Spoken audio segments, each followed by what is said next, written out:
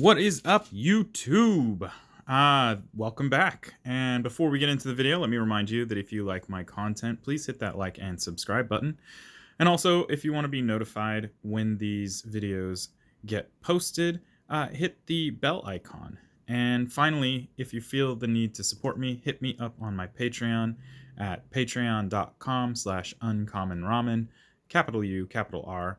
I do all this in my free time, so any amount of support can help me bring more of this content to you more often. Okay, so today we're going to be taking a look at Sivitri Dragon Master. Little backstory here. My buddy, when Dominaria United came out, got one of the new Riths and really wanted to build Naya Dragons. And he had, I think, a Sivitri laying around and asked our play group if any of us wanted to build a Dimir Dragon so we could do a big dragon match with Naya Dragons versus Dimir Dragons. And some reason I stupidly volunteered for this without realizing the challenge. So we got Sivitri here. Sivitri is a Planeswalker that can be used as your commander. She costs 4 CMC, 2 in a black and a blue.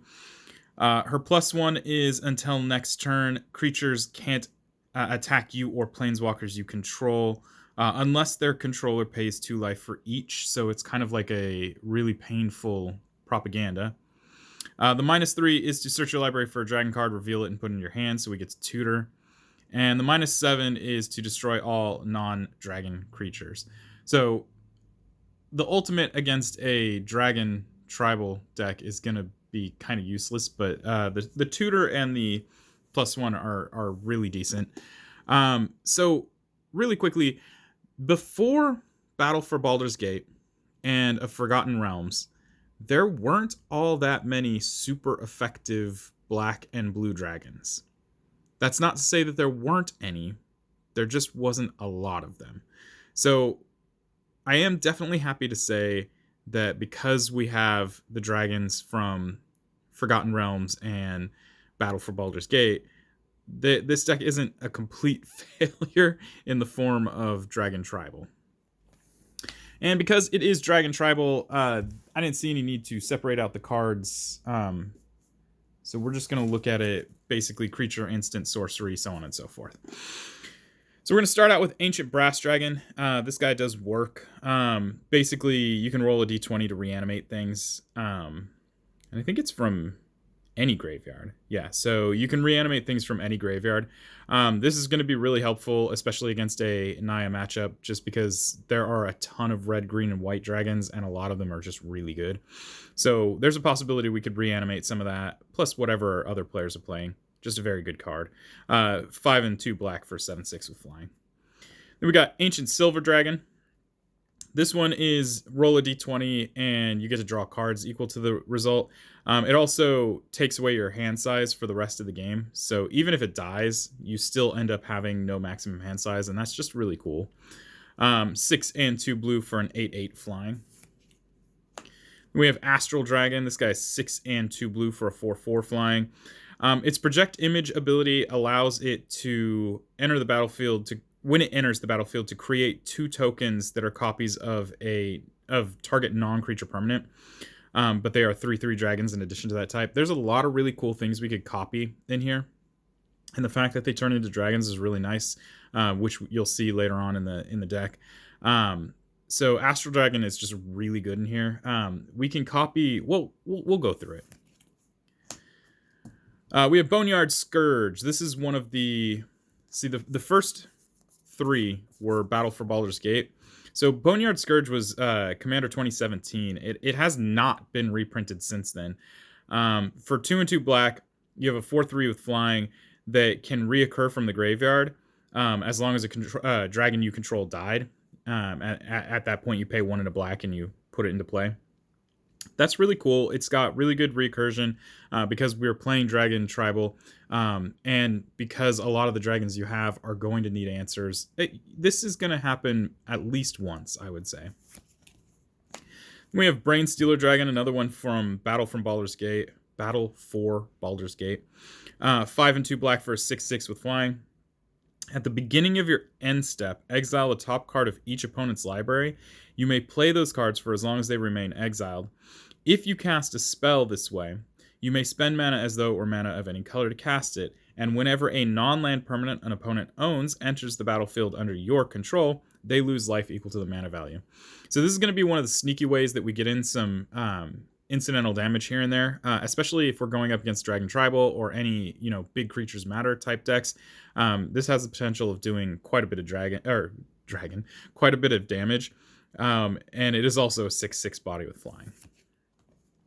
Then we move outside of Baldur's Gate / Forgotten Realm, and we go to Deathbringer Regent. This is just a really good card in general. A lot of black decks run this just because it's a good body to keep on the table. 5 and 2 black, 5/6 flying. The best part here is when it enters the battlefield, if you cast it from your hand specifically, and there are 5 or more other creatures on the battlefield, destroy all of the creatures. So you basically get a small board start while wiping everybody else. And we move right back into Forgotten Realms with Dragon Turtle, 1 and 2 blue for a 3/5 with flash. Because this is a turtle, obviously it doesn't have flying. It has drag below. And it basically says when it enters the battlefield, tap up to 1 target creature an opponent controls, and it doesn't untap during its next untap step. So it's an ice effect, and we are going to be taking advantage of ice effects in this deck because it's one of the only ways that we're going to have any real offensive capabilities. We have Dragonlord Silumgar. This one's an obvious include. 4, a black and a blue for 3/5 flying Death Touch, and when it enters the battlefield, gain control of target creature or planeswalker for as long as you control Dragonlord Silumgar. Just a really cool way to break up your opponent's board while also making your board even more threatening. Then we got Ebon Death Dracolich. Again, we're going back to the Forgotten Realms / Battle for Baldur's Gate because, like I said, a lot of the black and blue dragons that are really effective are from those sets. So Ebon Death isn't necessarily one of my favorites. 2 and 2 black for a 5/2 with flash and flying. Ebon Death enters the battlefield tapped, so you would definitely need to flash this in if you want to use it effectively. Also, you may cast Ebon Death from your graveyard if a creature not named Ebon Death Dracolich died this turn. And that doesn't mean that you get to pay less for it. You still have to pay the 2 and a black. So it's kind of like the Boneyard Scourge in a way, except with a smaller toughness and more power. Then we got Icefall Regent, 3 and 2 blue for a 4/3 with flying. When it enters the battlefield, tap target creature an opponent controls. That creature doesn't untap during its controller's untap step for as long as you control Icefall Regent. So it's like a really good perma-ice. And spells, it has Ward 2, basically. Specifically Icefall Regent. So this is really good because the Ward 2 makes it a lot harder to target this guy. So it disincentivizes your opponents from doing anything to it. But at the same time, it's going to tap something down of theirs pretty much permanently until you get rid of it, and that's pretty effective if you ask me. We got Immorith Desert Doom. This one is definitely better than Ebon Death, so I'm actually really happy to have this one in here. 3 and 2 blue for a 5/5 flying. It has Ward 4 as long as it's untapped, and whenever it deals combat damage, you draw a card. Then if you have fewer than 3 cards in your hand, you drop to the difference. So you're going to keep your hand pretty well stocked throughout the game as long as you have Immorith on play or on deck. So then we move into the Kamigawa dragons. I think there's at least 1 dragon between them all, but this is going to include the black and blue spirit dragons from Kamigawa Neon Dynasty, as well as the ones from the original Kamigawa set. So we have Junji the Midnight Sky, 3 and 2 black for a 5/5 with Flying Menace.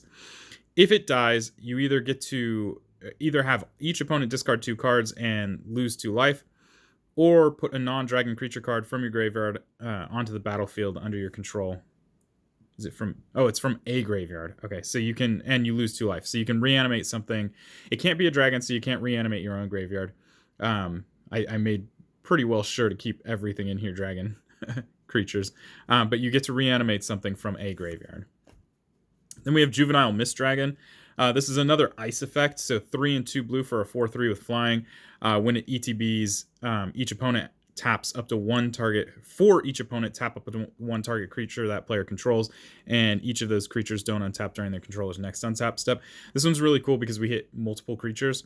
It's not as effective as the Ice Fall because they do get to untap eventually, but it does help for incidental damage if you need to get in. Then we have Kairi, the Swirling Sky, another Kamigawa one. 4 and 2 blue for a 6/6 with Flying Ward 3. And when it dies, you can return any number of target non-land permanents with total mana value 6 or less from your... 6 or less. Oh, you can bounce them back to their hands. Return any number of target non-land permanents with total mana value 6 or less to their owner's hands. So we get a nice little bounce here. Or you can mill 6 cards, then return 2 instant and or sorcery cards from your graveyard to your hand. That can be useful. So I wouldn't turn that down because there's quite a few counter spells and stuff and other types of card draw cards in here that you may want to go for. But both these abilities are relatively effective. Then we got Kaiga, it's actually Kaiga. Yeah, Kaiga the Tide Star. This is 5 and a blue for a 5/5 flying. When Kaiga the Tide Star is put into a graveyard from play, gain control of target creature. Just outright gain control of it. I like this one where we have Silumgar where we get to take a creature until Silumgar dies. So it gives incentive for your opponent to kind of kill Silumgar. Kaiga just kind of does it, and you can't really do anything about it. So you don't necessarily want Kaiga to die, but it is also a 5/5 body with flying. And then finally, we got Kokosho, the Evening Star, 4 and 2 black for a 5/5 flying. When Kokosho dies, each opponent loses 5 life, and you gain life equal to the amount of life lost. This is a super good way to bring your life total back up if things just weren't going your way. That's 15 life from a total of 3 opponents, and that's just really good. Then we have Necromaster Dragon. This guy's 3, a blue, and a black for a 4/4 with flying. Whenever Necromaster Dragon deals combat damage to a player, you may pay 2 to put a 2/2 black zombie creature token onto the battlefield, and each opponent puts the top 2 cards of his or her library into his or her graveyard. So we get a little mill effect. It's not necessarily my main strategy here. And then we get some zombies, also not necessarily my main strategy, but who can argue with having extra tokens on the table? Next up, we have Nimbleclaw Adept, 3 and a blue for a 2/3. This is a Dragon Wizard, does not have flying. It's cool because you can tap it to untap 2 other permanents, but you can only do that as a sorcery. I like this because you can attack with your creatures, and then you can use the Nimbleclaw Adept to untap them for blockers before you end your turn. There are other things that you could do with it. Obviously, it says target permanent, so it does not have to be a creature. So there's a lot of things you can do with this. You could actually untap lands if you wanted to help get some of the bigger cost cards out there. But yeah, Nimbleclaw Adept is pretty cool. Then we have Renari, Merchant of Marvels, 3 and a blue for a 2/4 Dragon Artificer. Dragon spells and artifact spells can be cast as though they had flash. And that is going to be something that will give this not necessarily a massive leg up on other people, but it does allow you to kind of do a draw go strategy and cast things as reactive as opposed to having to continuously cast on your turn and just hope that things stick on the table, basically. It also has choose a background, but it's not a commander, so it doesn't matter. We have Sapphire Dragon. This is a pretty cool dragon. For 5 and 2 blue, you get a 5/6 with flying. But you can also cast it for its adventure cost for 2 and a blue to counter target non-creature spell. It's not the same as like a negate. Obviously, it costs 1 more, but still pretty powerful right there. If you bring it in for the creature type, or for the creature specifically, has flying, and whenever it attacks or blocks, you get to scry 2. So you can kind of set up your turns. Pretty good. Then we got Silumgar the Drifting Death, 4 and a blue and a black for a 3/7 flying hexproof. Whenever a dragon you control attacks, creatures defending player controls get -1/-1 until end of turn. So we'll soften up our targets and then swing in and hope that it disincentivizes or de-incentivizes blocking. Or maybe we'll be able to take some things out in the process. Very solid card. Then probably the MVP for this deck, we got Skithiryx, the Blight Dragon. I'm not running Infect, but this is a fantastic threat that forces your opponents to react and do something about it. Not to mention it has Regenerate, and you can't really ask for more on a card. This is 3 and 2 black for a 4/4 with flying and infect. And you can pay 1 black to give Skithiryx haste until end of turn. So this can be immediate threat, like as soon as you play it, threat. And I just see a lot of really good value with this. The regenerate is super good on this. Yeah, super good card. We have Spark Double. It's not a dragon, but when it comes into play, it copies a dragon or a planeswalker, and so therefore it is a dragon. So Spark Double is just good. We can copy one of the best dragons we have, as long as it's not, I think even if it's legendary, right? Yeah, even if it's legendary, you can copy the spell, because legendary rules won't matter for it. If you do copy a creature, it gets +1/+1 counter. If you do copy your planeswalker instead, it comes in with an extra loyalty. I think this is a fantastic card, especially in here when we're struggling to find really good dragons. There are a few other acceptable targets that I would take, but I still think you should run the Spark Double. Spark Double is just really good. And then finally, we have the Steel Hellkite to round out the last of all of the dragons here, or actually the creatures in general. Steel Hellkite, 6 for a 5/5 with flying. You can pay 2 to give Steel Hellkite +1/+0 until end of turn. And you can pay X to destroy each non-land permanent with converted mana cost X whose controller was dealt damage by Steel Hellkite this turn. You can only activate that ability once each turn, so multiple combats won't do you any good. And it's an artifact dragon. It's not a blue or black dragon, but the thing is, it's just a really good card. And this is really good against tribal decks like elf decks or goblin decks, where a lot of the creatures have the exact same mana cost. So beautiful card to have in here. And again, there are other acceptable targets to put in here. I think I narrowed down at least 3 other cards that I would potentially look at using. I think one of those was Noxious Dragon. There was Topaz Dragon. And then there was the Morph Dragon. I want to say it was... can't remember. It looks like it was made out of chrome, basically. But that one's an acceptable card to put in here. If you wanted to.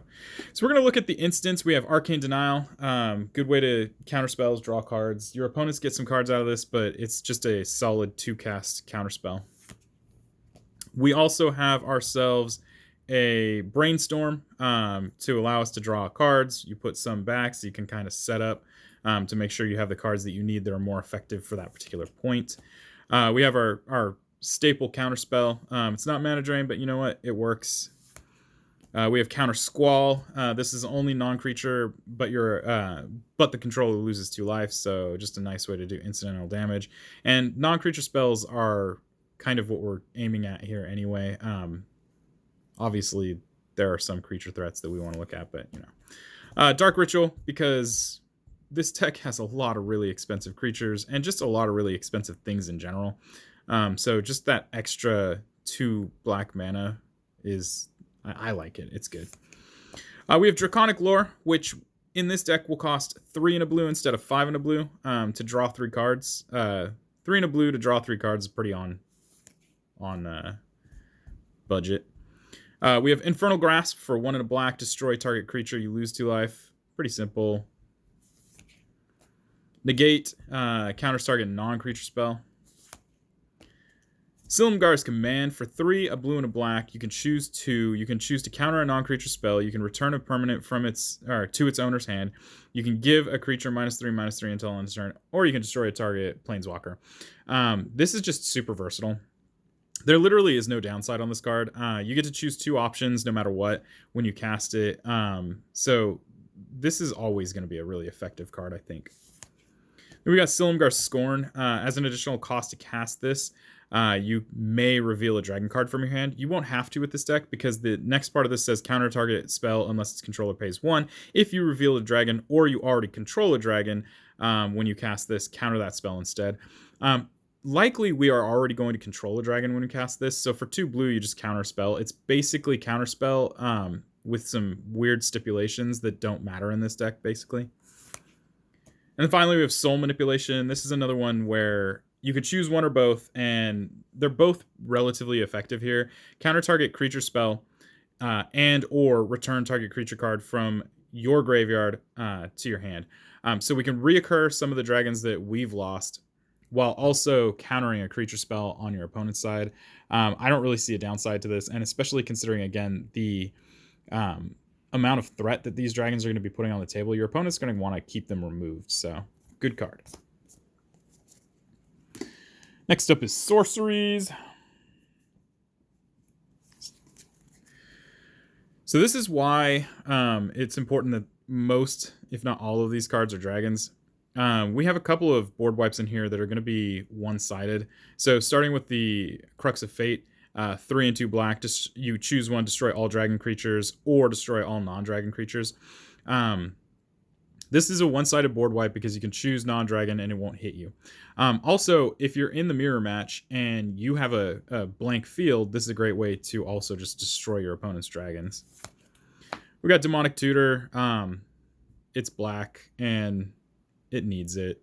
This deck has a problem with everything being super high CMC, so just trust me. This is a good card in here.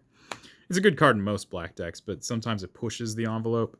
In this deck, it does not push the envelope. Next, we have Fearsome Awakening. 4 and a black. Return target creature card from your graveyard to the battlefield. If it was a dragon, put 2+1/+1 counters on it. So we get the recursion and we get the +1/+1 counters. That is just good value. We have Feed the Swarm. We get to destroy a creature or an enchantment and then lose life equal to its mana value. It's the beauty of this is that we have the enchantment clause here, so we can hit enchantments as well. But this is great for getting rid of creatures too. Then we have Haunting Voyage, 4 and 2 black. You can foretell this for 5 and 2 black. Choose a creature type, return up to 2 creature cards of that type from your graveyard to the battlefield. If this spell was foretold, you get to return all of them, so it's like a Patriarch's Bidding. And that's, it has some versatility. You can cast it for 1 less mana to get 2 creatures, or for the full 7 to get all creatures of that type. And it says return from your graveyard, so it only affects you. Then we have Kindred Dominance, a card that definitely does not deserve its price tag, but just hasn't been reprinted since Commander 2017. Choose a creature type, destroy all creatures that aren't of the chosen type. So again, this is in here as a one-sided board wipe. You choose dragon, destroys everything but dragons, and then you kind of take over the game.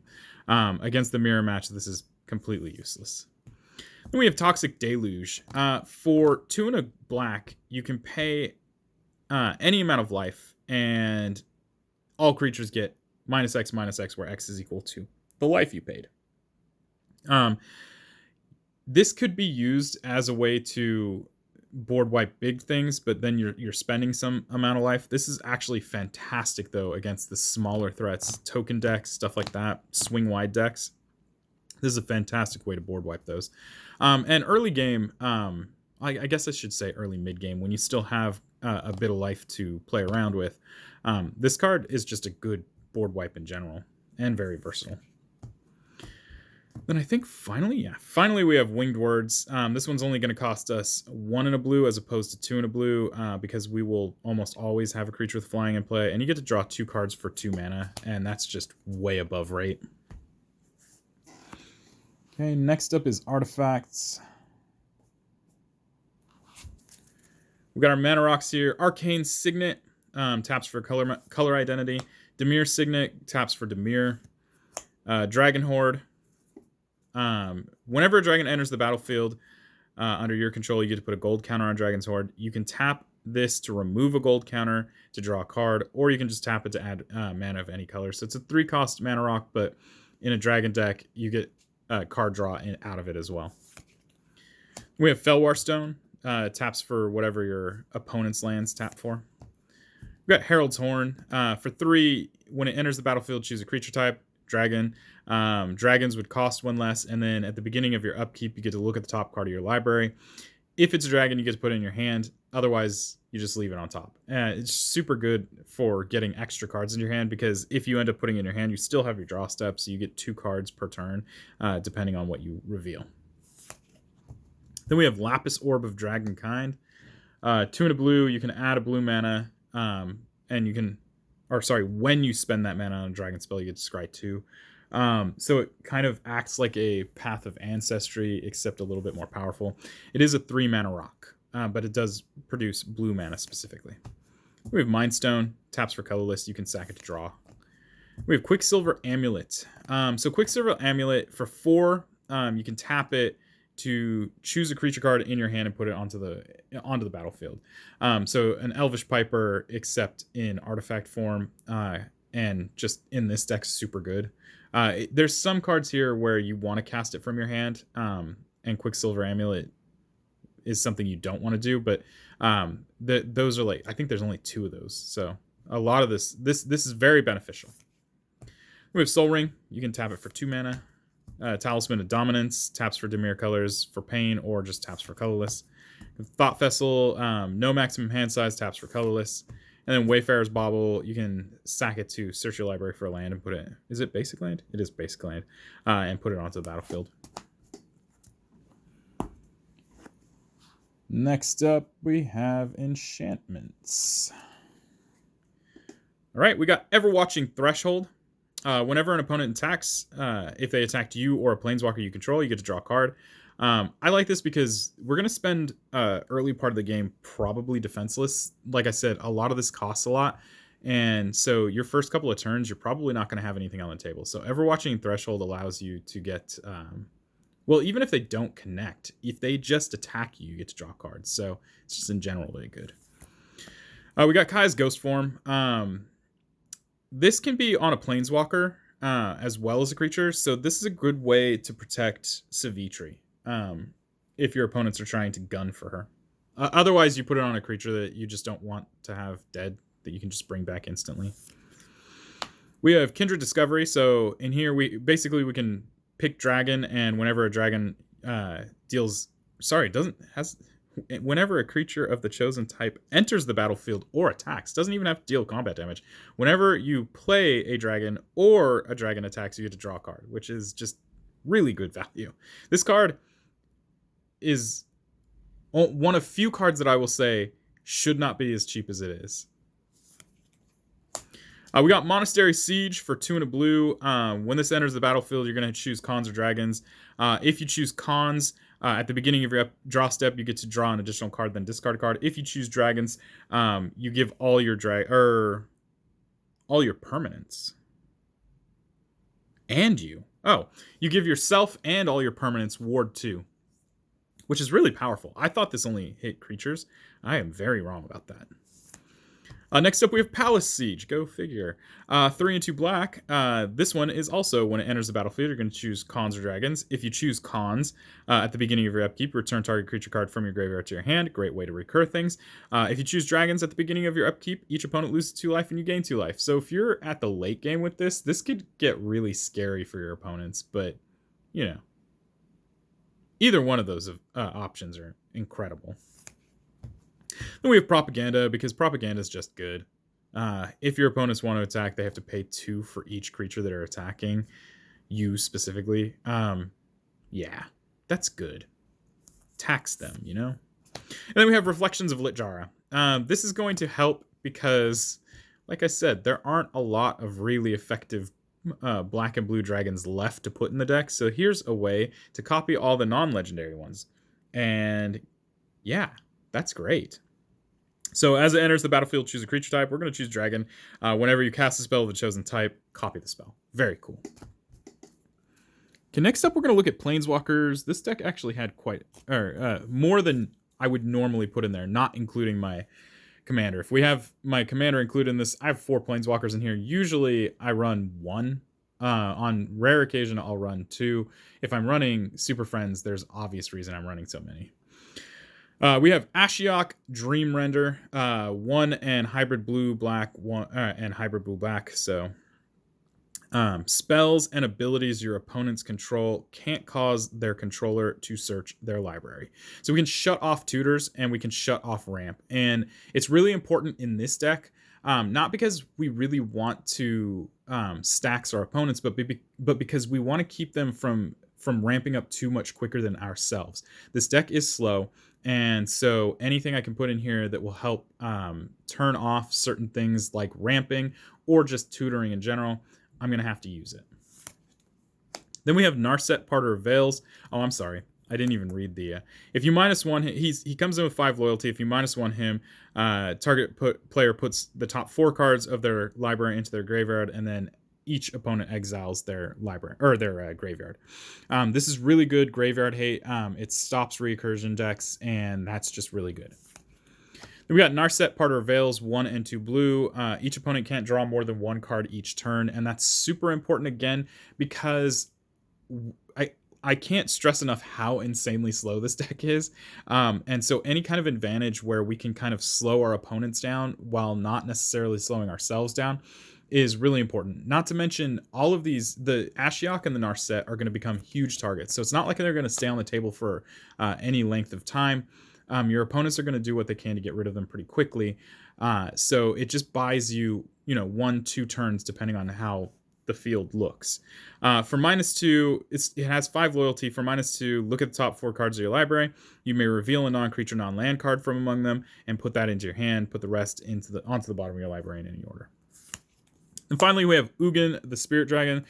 Costs 8, has 7 loyalty. For -2, Ugin, the Spirit Dragon deals 3 damage to any target. For -X, you can exile each permanent with converted mana cost X or less that's 1 or more colors.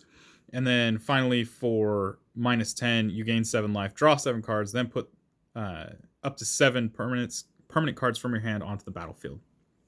And that -10 is really good in here because, again, everything has huge CMC. So that means that you're putting a lot of threats on the table. Okay, the last thing we're going to look at is I guess not last. We're going to look at non-basic lands and then basic lands. Starting with Bojuka Bog, because graveyard hate. If you're running black, you got to run the Bojuka Bog just because of the graveyard hate. We have Choked Estuary. It's a check land for blue-black. Got Command Tower. Crucible of Spirit Dragon is a storage land that you can remove storage counters to add mana that you can spend specifically on dragons or dragon abilities. In here, it's going to be dragons. You could use this in a red deck to pay for fire breathing, as an example. But yeah, Crucible is just a storage land for dragons specifically. Then we have Dimir Aqueduct. This is the bounce land for blue-black. Dragon Catacombs, check land for blue-black. Haven of the Spirit Dragon. You can spend mana. You can add 1 mana of any color that you can only spend on dragon creature spells. And for 2 and tapping it, you can sacrifice it to return target dragon creature card or Ugin Planeswalker from your graveyard to your hand. This actually has some really good utility for bringing recurring dragons or getting Ugin back. We have Morphic Pool. This is blue-black crowd land. Mirrored Landscape just fetches for 2 light-colored lands, basic specifically. We have Reliquary Tower to get rid of the hand size, taps for colorless. Shipwreck Marsh, another blue-black check land. Sunken Hollow, blue-black check land with basic land typing. Tainted Isle, taps for blue-black if you have a swamp, otherwise taps for colorless. Temple of Deceit, blue-black scry land. And then Watery Graves, the blue-black shock land. So that covers the non-basic lands. Then we have 1, 2, 3, 4, 5, 6, 7, 8, 9, 10, 11. 11 islands. And 1, 2, 3, 4, 5, 6, 7, 8 swamps. So that is the Sivitri deck. Again, it's a bit of a challenge because there isn't... that went badly. Up